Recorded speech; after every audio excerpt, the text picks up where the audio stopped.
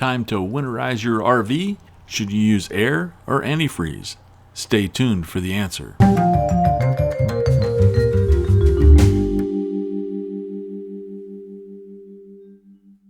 So which is it?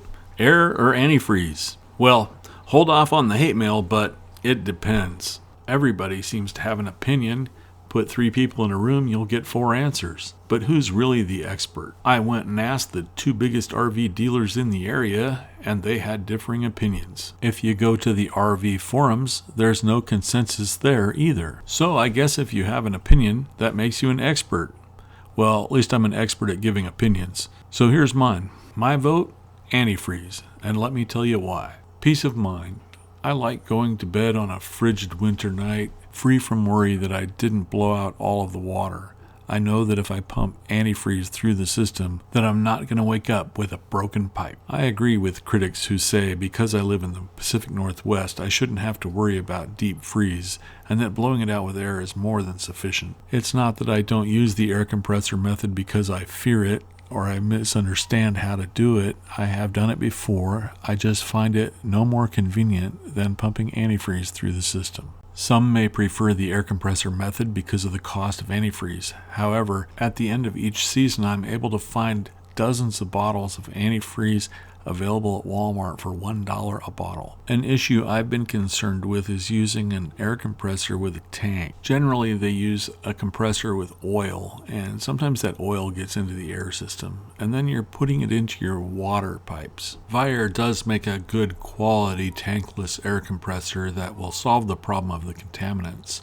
It's just something you should keep in mind. I also feel it's best to leave antifreeze up against the seals and O-rings in the faucets and in the water pump. Take a look at a hose washer after leaving it out in the winter. You basically have to replace it. I can't think of too many more reasons why one method is better than the other. I just know that I prefer the antifreeze method myself. If you've never done this and you feel like the air method sounds easier, what I'm going to do is show you how to winterize using antifreeze, and you can see for yourself. Well, that wraps up my discussion on whether to use air or antifreeze. Feel free to bug out now if you don't want to stick around and watch me winterize with the antifreeze method. The first thing you're going to want to do is find the freshwater drain valve and start draining the freshwater tank. This is going to take quite a while, so get started on that first. All right, just turn the valve and it'll start dripping, and it's best if you're leaning back a little bit toward the direction of the valves and empty it all the way out. Anyway, just let that run. Could be, upwards of 40-50 gallons, so it could take a while. The next thing you're going to want to do is find the water heater. The easiest way to do that is to locate the access panel from the outside of the trailer or RV and then try and judge where that would be on the inside. In our case, that's underneath the kitchen sink, and it's just held in by 4 screws. I've since replaced the screws with knurl nuts for ease of installation and removal. So the way the valves work is there's one valve for the cold and one valve for the hot. We don't want any more water going into the hot water heater, so we're going to turn the valves to the closed position. So there's another valve called the diverter valve. What we want to be able to do is pump water through the cold system and back through all the hot pipes to get antifreeze in there. So we open the diverter valve. So in recap, we turn all 3 valves to the opposite position they were. So closed and closed on the hoses going into the hot water heater, and open on the bypass valve. Next, we have to drain the water heater. I happen to have a Suburban style. There are also water heaters made by Atwood. Either way, they're behind a panel that looks something like this, and the basic process is we have to drain the water out of the water tank. One thing I found kind of helpful is to just go ahead and turn off the electric switch. Even though you're not plugged into power now, when you go to turn things back on, if there's no water in that water heater and the heater element comes on, it's going to burn up. And it may not only take out the heater element, it might take out the fusible link or cause some other damage. So to get the water out of the water heater, there's no drain valve on this particular model. Some have a drain valve, most don't. You have to remove what's called the anode rod, and it takes a 1 1/16 inch socket. And be very careful when you're reinstalling it that you don't cross thread it. It's an expensive repair otherwise. Anyway, water's gonna start coming out. It should just come out at a trickle because I haven't relieved the pressure on the tank. And make sure it's cold. So anyway, it's dribbling out. So it's coming out at kind of a dribble. To make it come out faster, step aside and just pull the vent and it'll pour out. When you pull the anode rod out, this is meant to erode intentionally. This isn't broken. This isn't identification of some damage. We were going to be going on a long trip and using the trailer heavily for the year, so I did decide to replace the anode rod. However, it didn't absolutely need replaced. When reinstalling or replacing the anode rod, you're definitely going to want to use plumber's tape.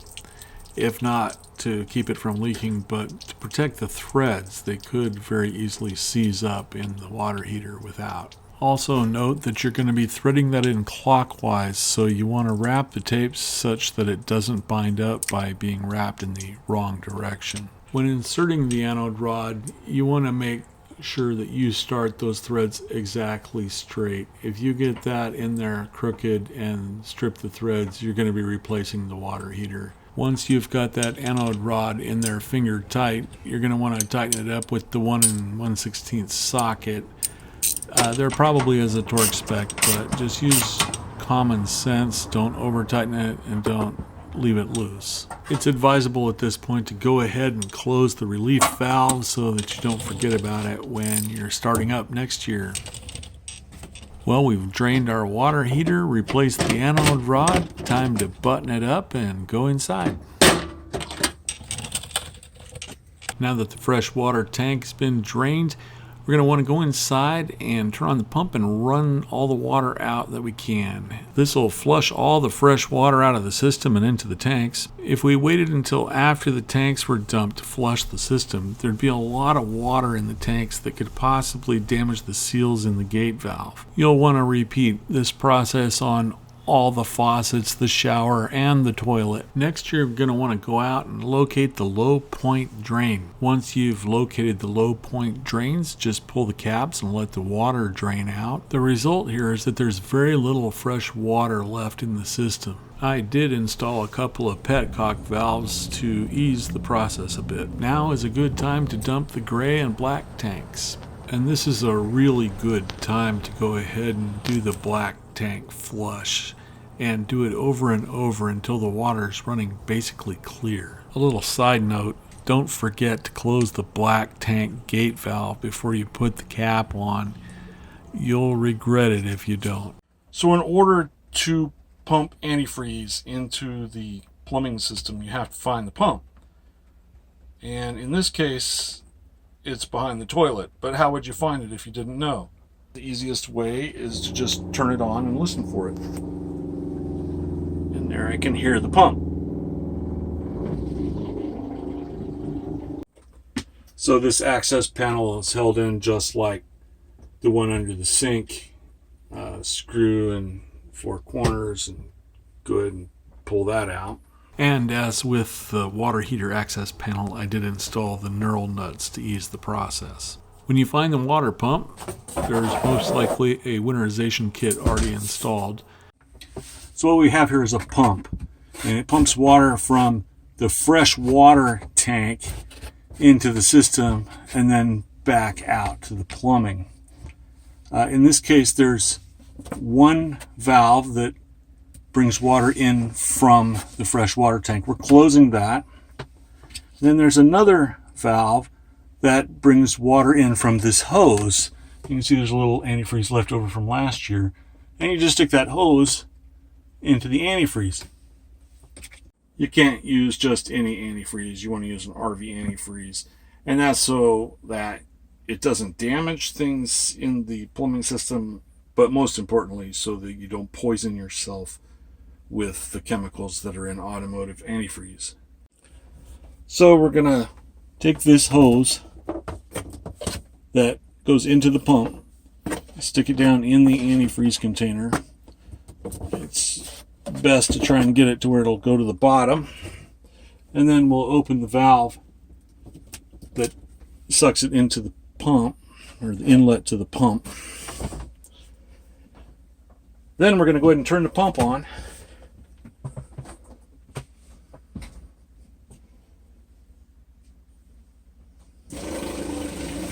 And it's sucking some antifreeze into the system, but it should stop in a moment as long as all the valves are shut.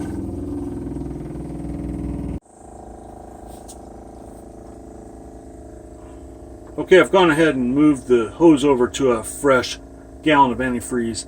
The other one's not empty, but we'll use that to pour down the traps. I don't really want it running out and putting air into the lines while I'm trying to fill the plumbing system with antifreeze.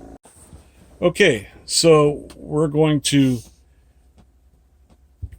turn the valve on. It's going to pump antifreeze through the system. We're going to do the cold water and the hot water, and we're going to do it into both sides. That'll fill the P-traps, and then you don't have to pour it in the P-traps afterwards. So we're going to start with cold. You can see there still was quite a bit of water in the system, clear water.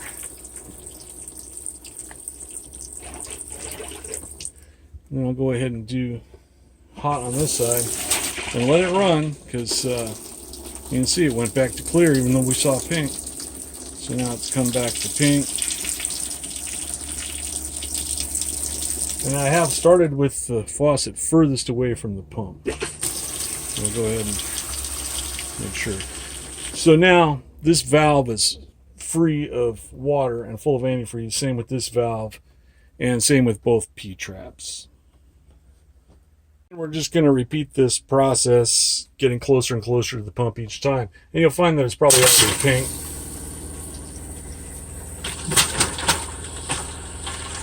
And then we'll do cold. Then we're going to repeat the process in the shower.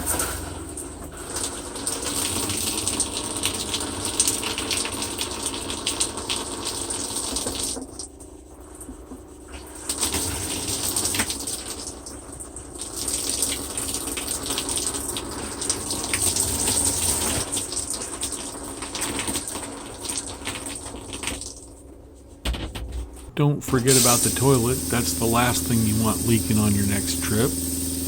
You can be quite generous. It never hurts to add a bunch of antifreeze to the black tank.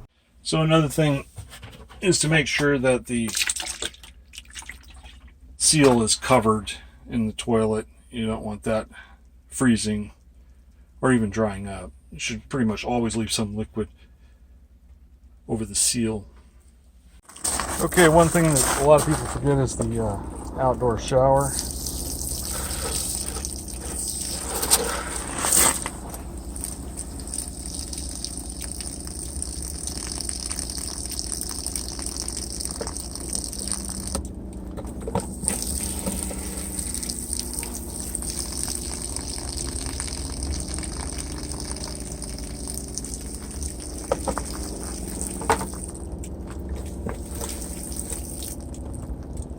Okay, what you don't want to do is leave these valves on and shut this. It'll cause cold and hot water to mix in the system.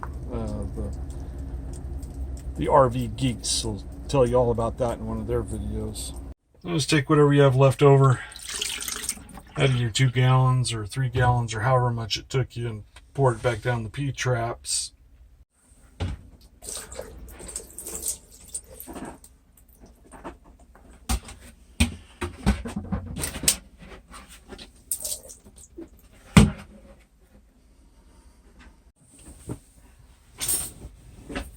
And of course, you don't want the dear wife or husband yelling at you about leaving a disgusting mess in the shower, so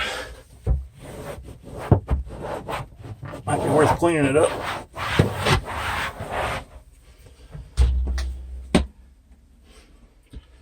And one lesson I've learned is always close the latch, no matter what. Just close it. Then you won't drive off and have your shower door flapping in the wind.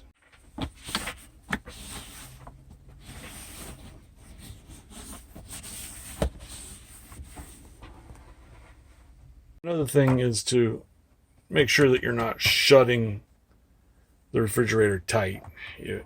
Most of them have come with these little latches to keep them from closing all the way.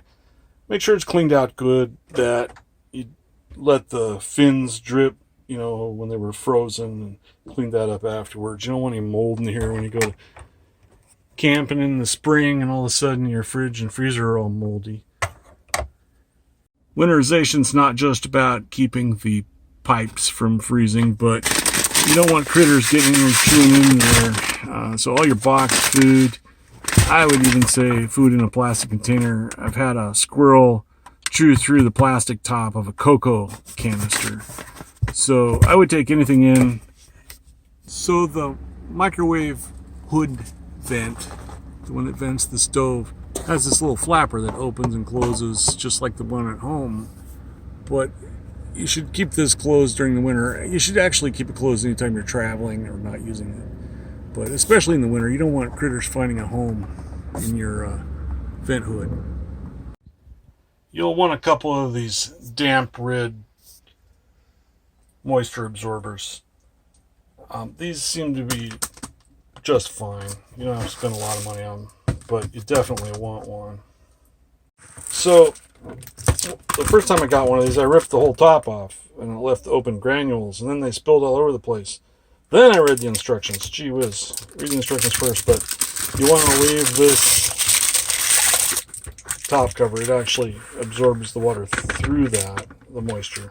So you definitely don't want to take this part off.